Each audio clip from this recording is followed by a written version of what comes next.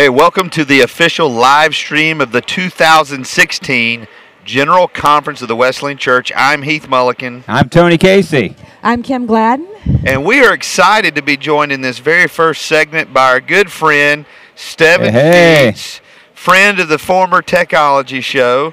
And 4 years ago, we were at General Conference and just kind of on our own, got a booth, and we didn't live stream the event, but we did commentary and analysis. Stevan, what was that like doing that then, and now here we're back? It was an incredible opportunity back then 4 years ago.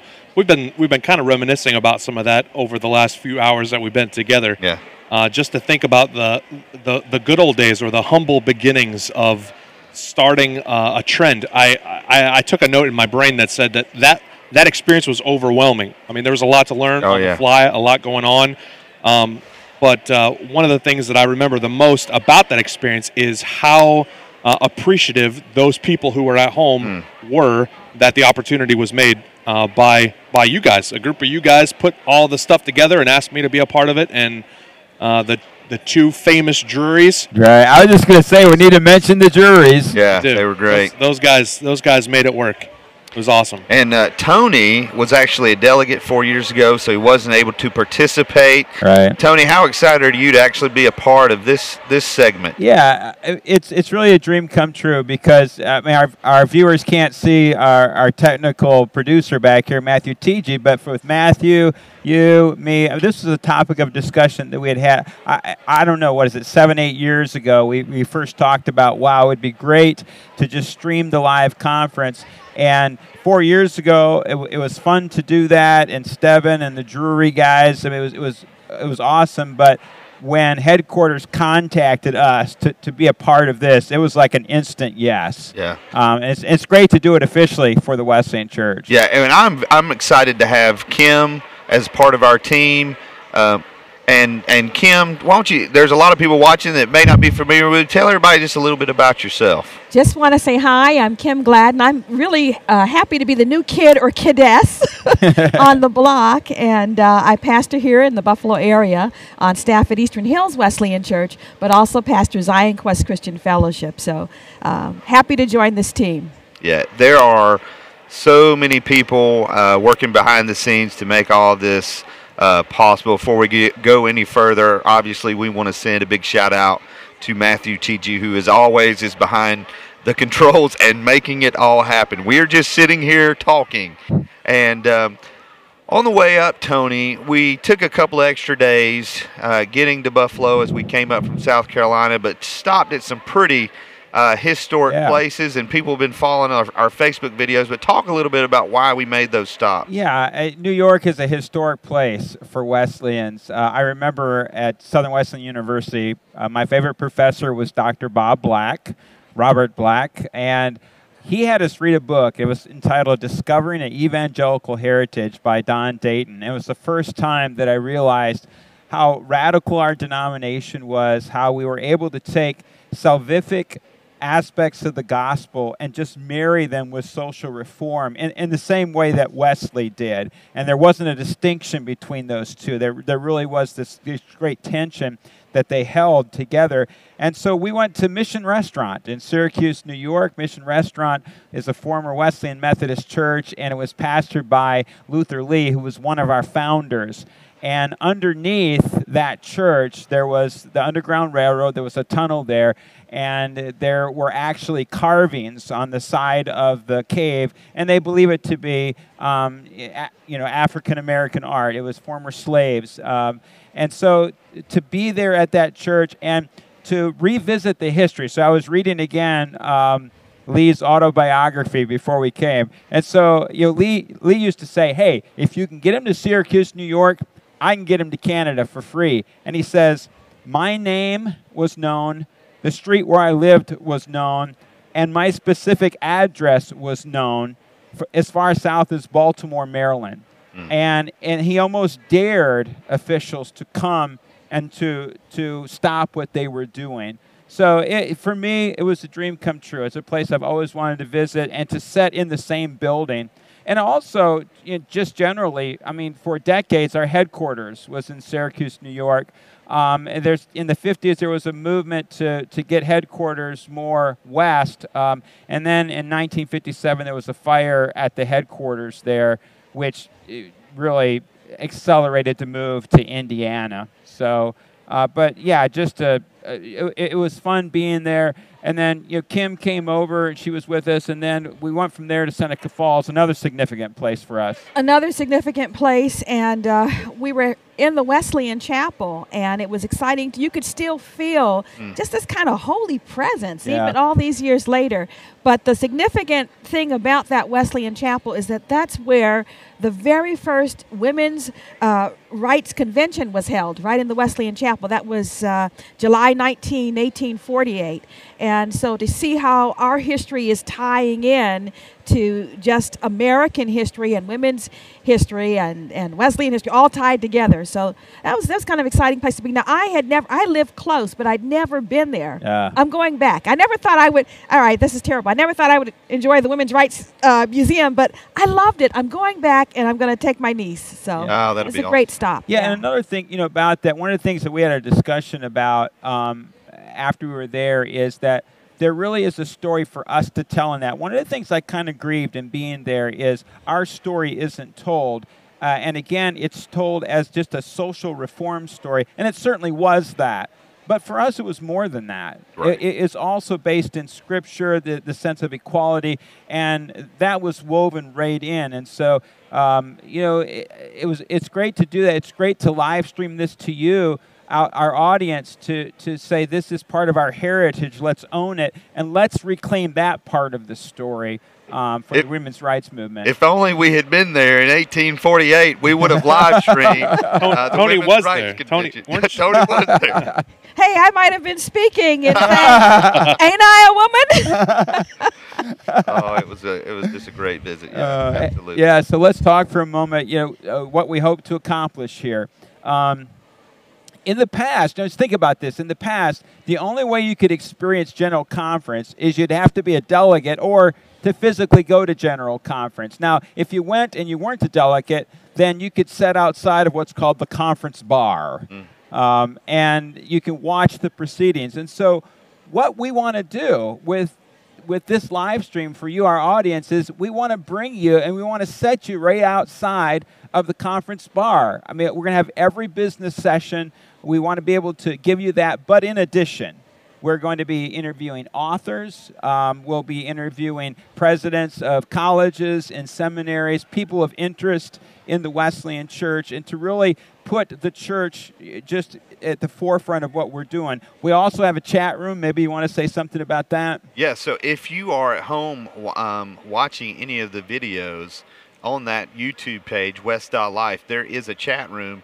And especially during the worship, and the business sessions, if you've got questions about, man, what was going on there with that memorial, whatever, we're going to be in there to hopefully not only answer the question in the chat room, but if you have questions that we can answer in some of our post shows, we'll be happy to do that. And again, the goal really is not just to live stream this as an event, but to create an ongoing conversation. A lot of the interviews that we're doing, we're hoping that there's a lot of momentum built for the denomination, coming out of this. So let me ask you this, Stevan, as a local church pastor, I don't know how far you drove to be here. 4 hours. But what can an event like this do for your local church as far as building momentum and creating excitement? I know a lot of people think there's this disconnect, but for you, being here or watching at home, how can it build just this excitement for being a Wesleyan? I think what the live stream brings to the home audience is that sense of belonging. And I think there's going to be a theme that we're going to hear a lot from General Conference, but I think the live stream gives people who are not so familiar, like many of us were born and raised in the Wesleyan Church, so we know General Conference, we know what happens, we know about all the free swag that you can get at all the different booths, we know what the conference bar is about, and we understand that voting takes place and what kind of business is going to be taking place. But some people on the fringes don't have all of that experience. Right. And so this gives you a bird's eye, literally sometimes, a bird's eye view into what's taking place at our general conference so that you can be more of a part of who we are as the Wesleyan Church. Right, absolutely. And we have, listen, we're providing so much coverage. Kim's going to share with you a little bit about what we're going to be covering, what we're going to be live streaming to you this week. Yeah, we are coming. We want you to feel like you're here. So we're going to cover all of the business sessions, all of the worship sessions, lots of exciting interviews with people who are participating in the conference here. In fact, it's going to be over 30 hours of live coverage. So we hope that you'll be with us for the long haul. It's going to be an exciting and interesting time. Another way you can follow along is through social media. We're using the hashtag Made New. And Stevan, you're managing the social media for the denomination, not just while you're here, but at other times. Yeah. So what all does that entail, and how can people engage on social media during General Conference? Sure. Not everyone's going to be able to sit at a computer and watch through all of the live sessions that are going on. That's obvious. Some people Are you serious? No, I am. Only 30 hours. Why can't they commit to it? Take Yeah, right. vacation and watch the whole thing. If we can be here for 5 days straight, why can't they commit to 30 hours? No. Exactly. Yeah, honestly, we're using the social media platforms as another way of touching those who aren't able to be here, but also those who are here who can stay connected to what's going on in different areas and how things are coming along. Not everyone that's here is going to be able to be in the general session area at all times. So one of my jobs is to keep track and keep curating content and pushing it out through Twitter, Facebook, and Instagram for these next few days to keep people connected that way. So on Twitter, we are at Wesleyan Church. On Instagram, we are at Wesleyan Church. And on Facebook, obviously, we're just the Wesleyan Church there. And so people can stay connected. What I want to see is, if you're watching at home, we want you to take a picture of you watching this on your big That would screen be TV, great. maybe even on the projector at the church, and use the hashtag Made New. And we might even put that up on the live stream. And for those of you watching on your iPhone right now, we want to see a picture of you watching too. So Yeah, just take a screenshot. Let's talk a little bit about the business of the church. So one of the things that General Conference is, it's a business session, and we deal with it in the form of memorials. So we've got our memorial book. Heath, you put together a notebook, I know. Right. I went to Staples and had my bound. So it was like 141 pages. You might be wondering, well, where do these memorials come from? Well, there are different ways you can get a memorial at the General Conference. We actually did it when I was pastoring at Golden Grove. There was a change that our board wanted to see happen in the Wesleyan Church. And so we just sent a resolution to district conference. Well, that memorial, that resolution got debated on the conference floor, the district conference floor. The district adopted it. It got sent on to the general conference. These things come recommended or not recommended. Ours came not recommended, but nonetheless, it got read on the conference floor. Someone can just stand up and say, Madam Chair, make the motion that the memorial's read. Well, it got read on the conference floor, and it eventually passed. And so it was changed within the Wesleyan Church. Another way a memorial can come to conference is a district board can send a memorial to general conference. Also, the General Board of Administration can come up with memorials and send them on to conference as well. And so, it seems tedious, but here's the good thing. We have a way. If there's something you want to see changed in the Wesleyan Church, we have a process by which you can do that. So guess what? You don't have to complain about it. You can actually try to get change done, and that's kind of the way, it works. So there are approximately 365 delegates, voting delegates, that's lay and pastoral here at General Conference from the 34 districts. Delegates are actually nominated and elected the year prior. So everyone here that's a delegate was elected in 2015. 4 years ago, the big thing, we moved from 3 general superintendents to 1. this year we got another big election coming up. Another big election. In fact, we are electing a new general superintendent. I don't know how you feel about elections, but listen, you can feel good about this one. That's right. We have two really great candidates who've been presented to us this week. One is the Reverend Isaac Smith. He's the district superintendent from the Northwest District. And the other is Dr. Wayne Schmidt, who's the vice president of Wesley Seminary, former pastor of Kentwood Community Church. So we have an election where I think no matter what happens, we're going to all feel pretty good. Yeah. We can't say that all the time, but we can say that here. Right, that's right. Yeah, I thought it was a great comment, especially that we find ourselves in the United States in an election year. Maybe, maybe a little discontent with people, but yeah, we have two really great choices. Yeah. Let's also say this. Let's just acknowledge that to pull something like this off, you need sponsors. And when I say something like this, I'm not just talking about what we're doing. I'm talking about General Conference itself. And so one of the great sponsors and the biggest sponsor is Wesleyan Investment Foundation. So we're going to ask you, our viewers, just take a moment and listen to a word from WIF.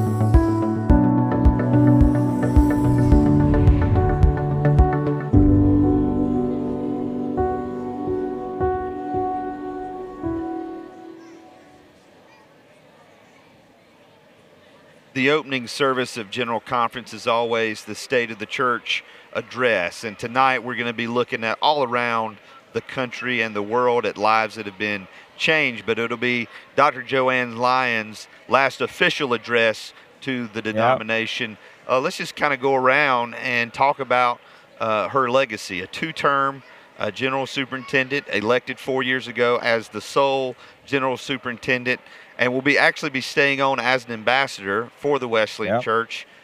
Tony, what do you think history will say about Dr. Joanne Lyons? I think history will say that she tied us back into our history. So you were at the ordination service last year for the South Carolina district, and I always reserve the right to do the welcome because I chair the DBMD. And it's the only thing that I do. For the whole service, I have a minute or two where I welcome people. And I made it a point to talk about our history as Wesleyans. So I talked about Wesley. Edwin Malden says of John Wesley that, and he kind of says it tongue-in-cheek in his history book, that Wesley discovered the poor. But then he goes on to say this: he was certainly the first friend of the poor. And then I fast-forwarded to our founders, and our founders just took Wesley's blueprint of social reform and holiness.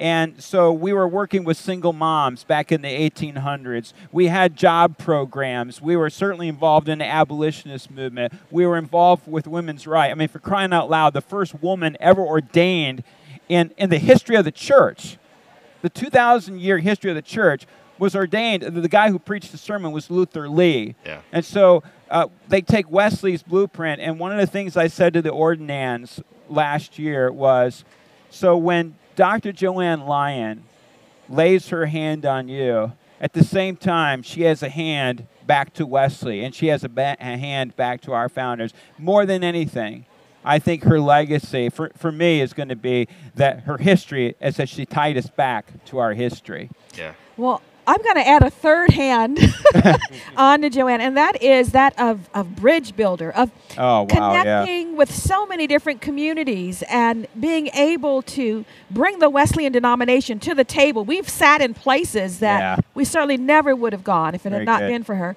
And also an incredible energy and excellence and the stamina. I envy that sometimes. I'm like, how does she do it? But I think that legacy of being able to build bridges and to relate so well across cultures and communities, and that she has lifted all of us by her outreach. Yeah, so. and what Heath said in terms of we have recognized this. That's why she's being held on as an ambassador for the Wesleyan Church even after her tenure of general superintendent is up.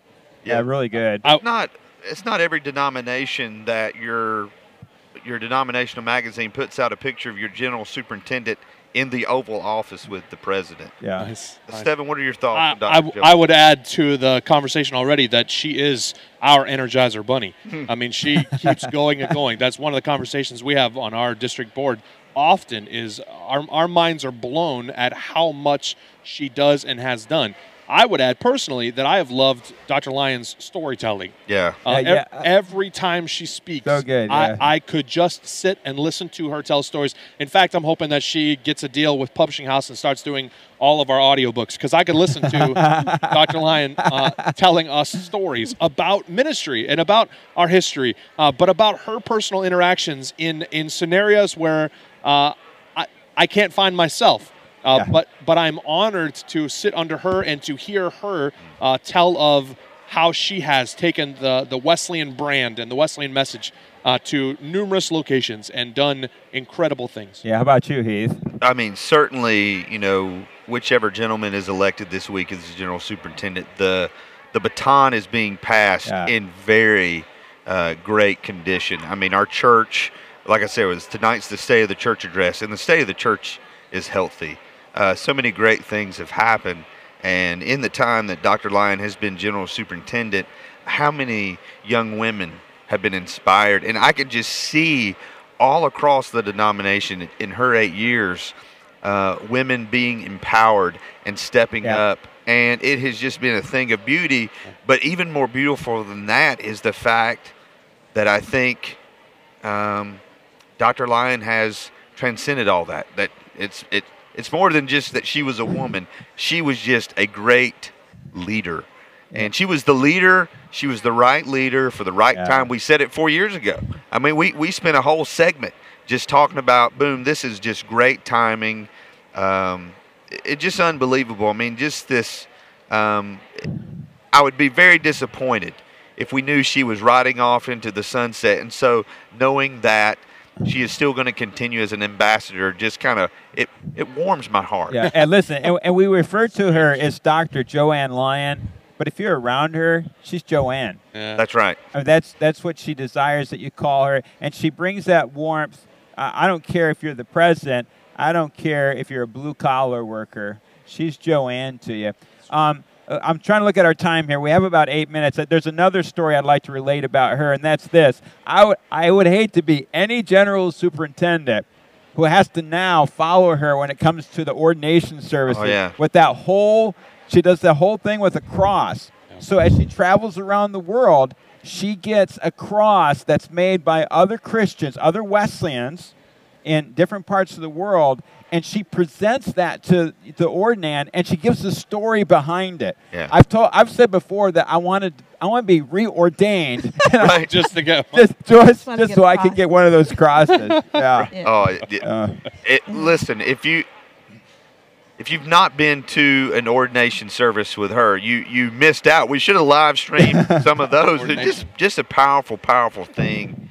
And again, if you're watching this and you've never heard Dr. Lyon speak, tonight is just going to be a great service. One thing we haven't talked about is, I mean, her legacy at World Hope. Right. She founded that, and she tells the story. I never heard the story of how she founded World Hope until 3 weeks ago. She did the commencement at Southern Wesleyan University, and a friend of ours who works for Channel 4 in the area wanted a private interview with her. And she told the story. She was in Ethiopia, back in the 80s when they had the famine there. And so Ethiopians are coming across the border. And he said there was a mother who came, and I don't want to give it specific numbers because I don't remember. But on the way, I think 2 of her children died. And Joanne said, I watched her die. She had other kids, and she got them, other kids there to safety. She said, I watched her die, and I said to myself, we have got to be able to do something about that. And that's where World Hope was born that day. Yeah. And certainly that's going to be part of her legacy as well. That's an incredible legacy. And when you think of how many churches have been partnering and how many people's lives have been changed by going, being touched, coming back, and just embracing, change and helping. So that's like it's like a movement, Yeah. And she says that she started that. She had an extra bedroom in the house, or it was either that or a garage. I mean, can you imagine? It just started. It was right here. This World Hope started right here for her. Yeah. And then it blossomed into. And now, as we were doing the tour of the exhibit hall today, World of Hope basically has this back corner. They do. And it's just huge thing. How many wells have been dug? How many goats have been bought for villages? How many partnerships have been made? Again, it's a legacy that this side of heaven, we just have no clue how big it is. Yeah. Involvement in human trafficking, things of that nature as well. Oh, so, yeah. All righty, where are we going from here, guys? I'm running to a front row seat to worship the Lord. Hey, yeah, absolutely. So if you're watching at home, we'll be monitoring the chat room. We want to engage in that conversation. Kim, tell where everybody can go. If you want to know where we're going as far as our schedule, where can people go for that? You can go to west.life/schedule. West.life/schedule, and that's where you can find us. All right. Also, if you're looking for information about General Conference, you can also go to wesleyan.org/GC16. And there, I talked about memorials earlier. You can see all the memorials there. We have past videos that we've also posted there as well. So all these resources are for you. Again, what are we trying to do? We're trying to bring you right here with us. We want to set you within the worship services. We want to put you at the conference bar so you can just partake in General Conference in the same way that we are. So sadly, we got to say goodbye to Stevan, who joined us, was so gracious to join us for this segment. My pleasure. After the service tonight, we're going to have Dr. Joey Jennings, who's the district superintendent for the Western New York district. He's doing the greeting in the service tonight. We'll have an interview with him. Any final thoughts, guys? As we get, I'm starting to get pumped for this service tonight. Tony, any final thoughts? No, just looking forward to Joanne's last State of the Church address, and there'll be all kinds of other things, and we'll do a little bit of commentary on what's going on, in tonight's service. Yeah, Kim? Yeah, it's going to be a great service. Not only are our delegates here, but also we have many of our missionaries who were here in Western New York for the Amplify Conference. Yeah. Over 300, I don't know the exact number, but there's an international flavor. Yeah. So that's exciting. Yeah. Stevan, what about you? Any final thoughts? I think we're, again, privileged to be a part of live history within a denomination that we know and love, and that we've been raised around and continue to serve in, and so I think we're in for a treat. What about you, Heath? What are you looking forward to? I am just honored to be here. Yeah. Just looking forward to just seeing how we can best serve you at home. We want to hear from you, whether it's in the chat room or please, with the hashtag. Like we are here for you. We have kind of blocked out everything else going on, and we want to provide just absolutely the best experience that you could have at home. Well, the preparations are complete. The table is set, and the Wesleyan Church has gathered together once again. We've returned to this state that has held so much history for us to hopefully make history again. It's only fitting that the theme for this event is Made New. This week we celebrate the thousands of lives that have been transformed through Wesleyan ministries around the world. We honor those who have dedicated their lives to service in the church. We come together with a collective hope that our best days are still ahead of us. We worship and remember the one who brought us all here, the one who makes it possible for us to be made new. On behalf of all of us, we welcome you to General Conference 2016. See you later.